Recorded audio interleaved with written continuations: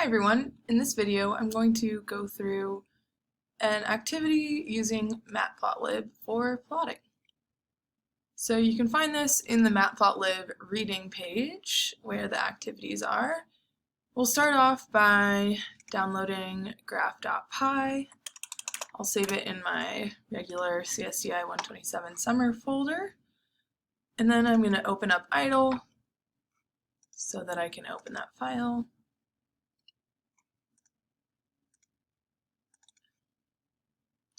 So it looks like, to start off, we're importing matplotlib.pyplot, numpy, and we also have the math package here. I'm not actually sure if we need that or not, but for now we'll just leave it. And then looks like there are two functions that take in some arguments and then call the plt.plot. So this should plot, and also in plot sine wave, this plt.plot will also do the plotting. Then looking at the main function here, it looks like main actually takes in two arguments, graph min and graph max, and by default in this file graph min is -100 and graph max is 100. Then if we actually look at the code in the main, it looks like these two calls right here are setting the axis limits. So we've seen these calls before. If we say plt.xlim and we pass in a minimum and a maximum, our x-axis, our horizontal axis, will go from graph min to graph max, and the same for the y-axis. We can use the ylim call to set the range that we want to see from our axis. Then it looks like we call the plot line function. And then what are we doing next? We create some data, and then we also, it looks like, plot here.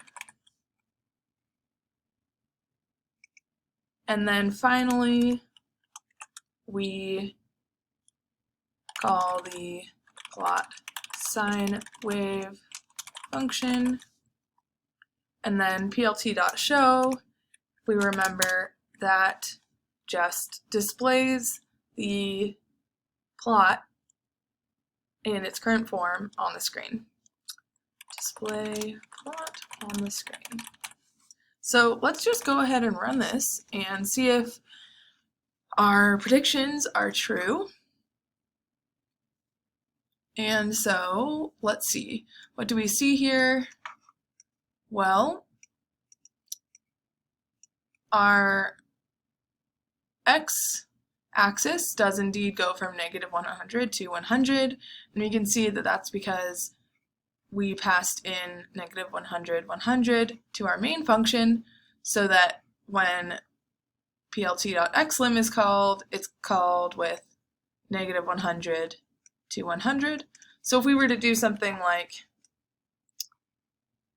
-200 to 200, we would expect these to go from -200 to 200, and the same for the y-axis because we also call plt.ylim. So let's just go ahead and run that and we'll see what happens. And indeed, we go from -200 to 200 and -200 to 200. So it looks like our setting the axis limits are behaving as we thought. Now let's take a closer look at this plot line function. So we take in the graph min, the graph max, and then another copy of graph min, graph max. And what do those do? Well, we set this list right here. We'll have whatever's passed in first and whatever's passed in third. So that's going to be graph min and graph min actually,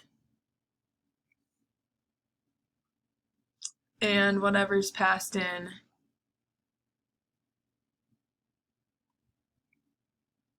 oh wait, no, sorry, I said that wrong. First is graph min and third is graph max. So when graph min is -200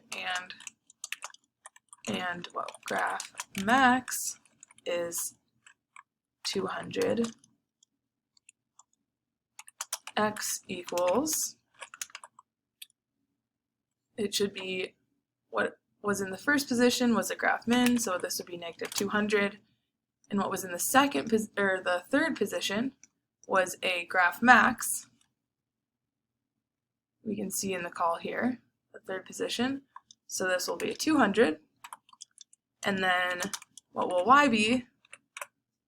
Whatever's in the second position, that was another graph min, and whatever's in the fourth position, which was a graph max. And so these lists here, x and y, are saying there's one point at -200, -200, and there's another point at 200, 200, and indeed we see that when we plot this, we get 1 point here, 1 point here, and by default it's connecting them with a line, and we've specified that this should be gold, so we're seeing the gold color there. So it looks like we understand plot line. Then we can take a look at what happens next, and it looks like we do actually pretty much the same thing, except our data is slightly different. So let's do the same thing as we did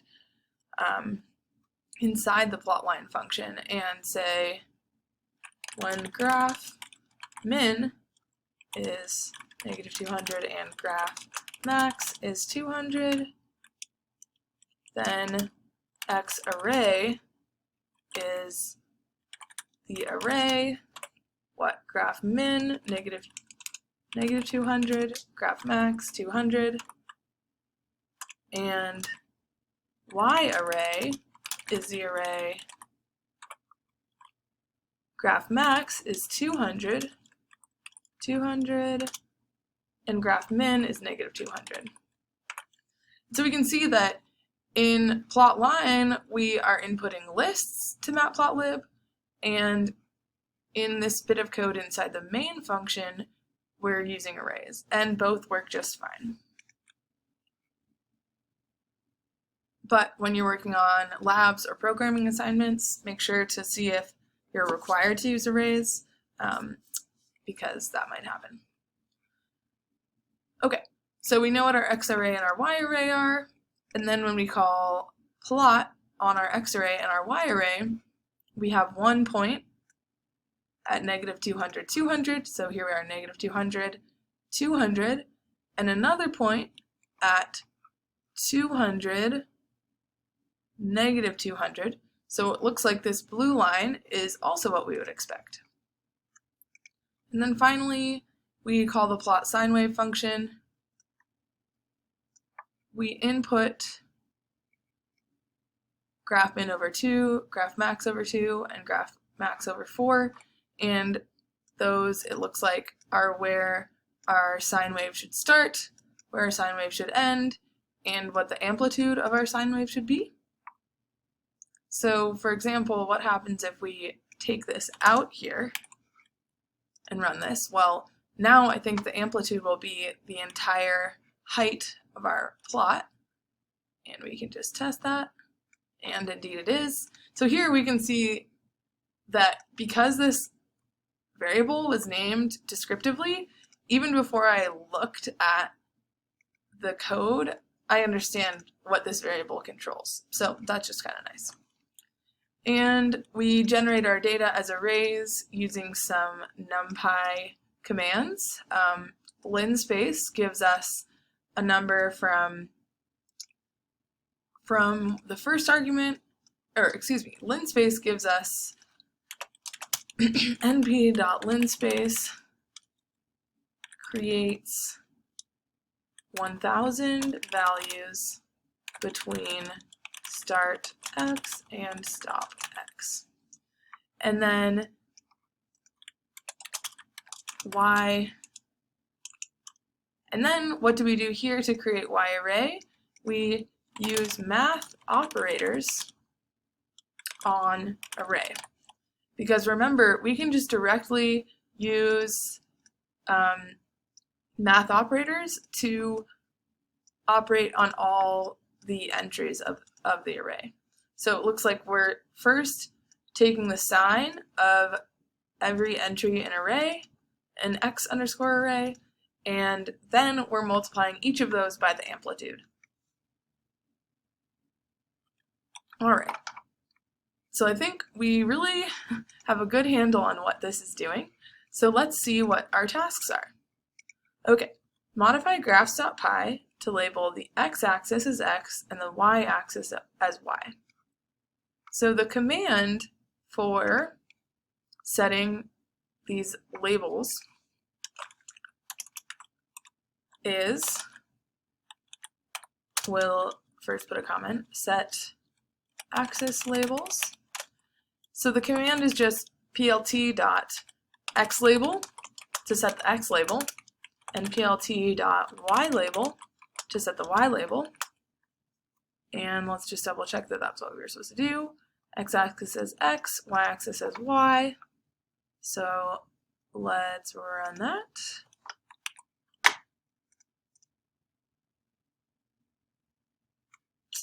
Oh, I had a typo there.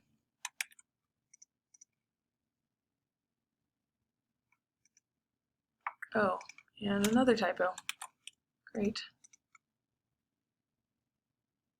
And now we have a label y and a label x. So that looks like we succeeded. Next, we need to modify graphs.py to plot the straight lines with magenta dashes. So to do that, we can take a look at some documentation. So I'm going to open this up, and I'm going to see if we can find magenta on here. So it looks like if I pass in M as my color, I can get magenta. So let's just first try that. Which one are we doing? Both straight lines, okay. So this one is being plotted as gold. Let's try M here. This one is being plotted as blue. Let's try M there. And we got magenta lines. So you might notice that sometimes we say something like color equals M and color equals M here, and that should still work. The reason we're able to omit that color equals is that color always comes after x and y, and so Python knows that if I just pass in M here, it's supposed to go to the color, but I think it's more clear to say color equals M, so I'm going to do that. And now I'm going to see if I can find dashes and see if I can figure out how to make dashes. Line style. So it looks like on-off dash. So I have two options here. I can use the short version, and it looks like on-off dash is 2 dashes here. So I'm going to try that, and I can actually input this directly into the color, which is maybe a little misleading, but we'll see if that works. Oh, no, that did not work. I wonder if it works if I exclude this. Try it out.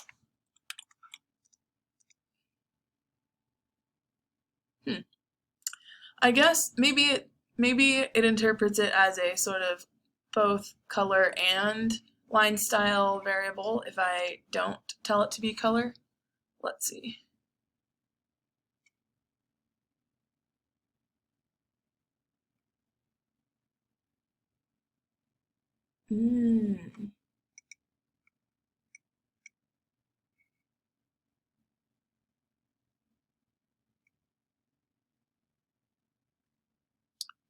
I guess this is called the format string. So that third argument is the format string.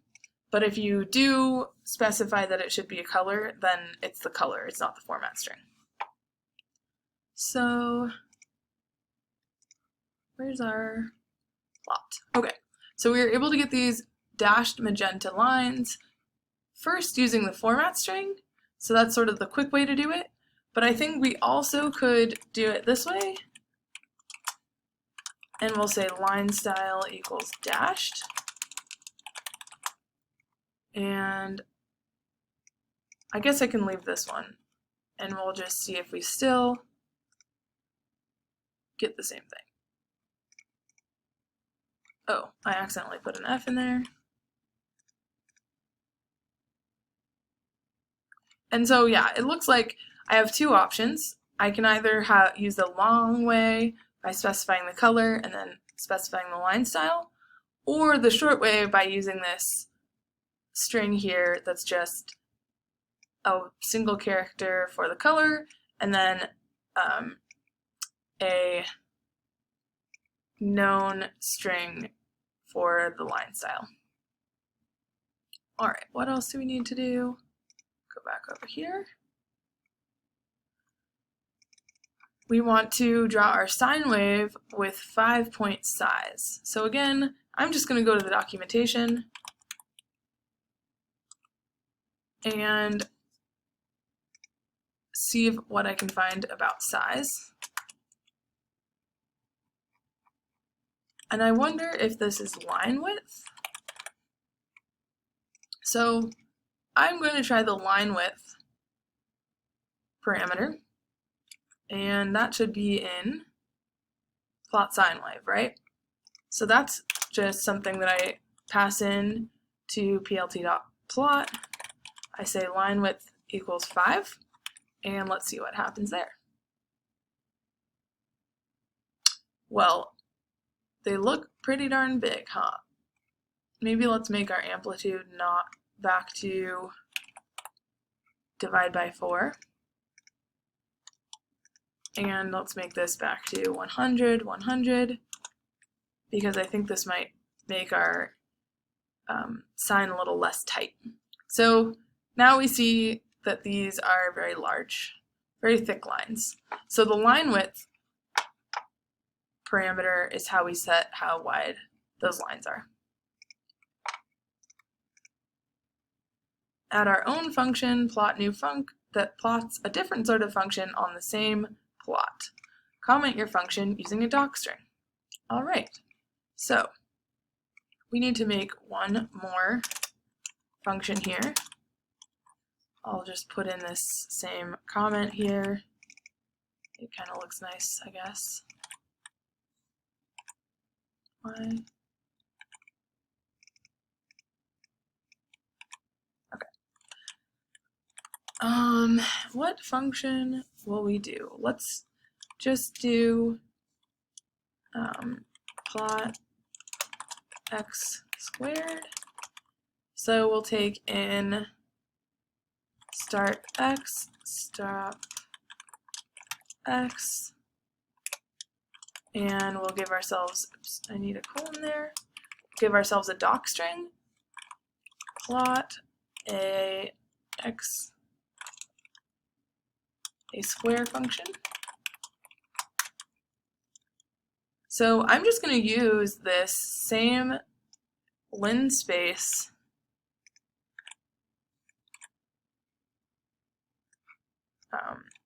command to generate a array of evenly spaced values between start x and stop x. And then my y array, what should it be? Well, it should be whatever, in each position, whatever was in the X array, squared. And now I just need to plot that. X array, Y array. And let's see if that works. I guess we should actually call it. This was plot X squared. I need to pass in a start and end. So maybe let's do graph min and graph max. We'll have it go the entire width. So we'll run this.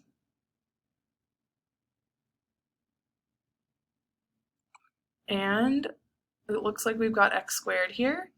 And I'm kind of surprised that it's automatically giving us an orange color, but I think that's nice enough. Let's just see if, let's say I wanted it to be gold. I am going to specify color equals gold, and let's run that. And now it's gold. So I believe we have succeeded in doing all the tasks for this activity. So I hope that was helpful. Let me know if you have any questions.